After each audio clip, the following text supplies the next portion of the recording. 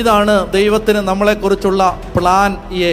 ഗതികേട് കൊണ്ടോ ദൗർഭാഗ്യം കൊണ്ടോ നമ്മളിൽ മഹാഭൂരിപക്ഷവും ജീവിച്ചുകൊണ്ടിരിക്കുന്നത് പ്ലാൻ ബിയോ, പ്ലാൻ സിയോ, പ്ലാൻ ഡിയോ, പ്ലാൻ എഫോ, എസ്ഒ, ടിഒ, ഇസഡോ ഒക്കെയാണ്. പ്ലാൻ എയിലേക്ക് വളരെ ചുരുക്കം പേര് എത്തുന്നുള്ളൂ. പ്ലാൻ എയിലേക്ക് എത്തണമെങ്കിൽ ഇതുണ്ടാവുന്നതിനനുസരിച്ച് നമ്മുടെ ജീവിതം പ്ലാൻ ബിയിൽ നിന്ന് പ്ലാൻ എയിലേക്ക് മാറും. ജീവിതത്തിലെ പരീക്ഷണങ്ങൾ നമുക്ക് മരണം വരെയുണ്ട്, സഹനങ്ങൾ മരണം വരെയുണ്ട്, പ്രയാസങ്ങൾ മരണം വരെയുണ്ട്, സ്ട്രഗിൾ മരണം വരെയുണ്ട്. മരണം വരെ ഈ സ്ട്രഗിൾ ഉണ്ടാവും.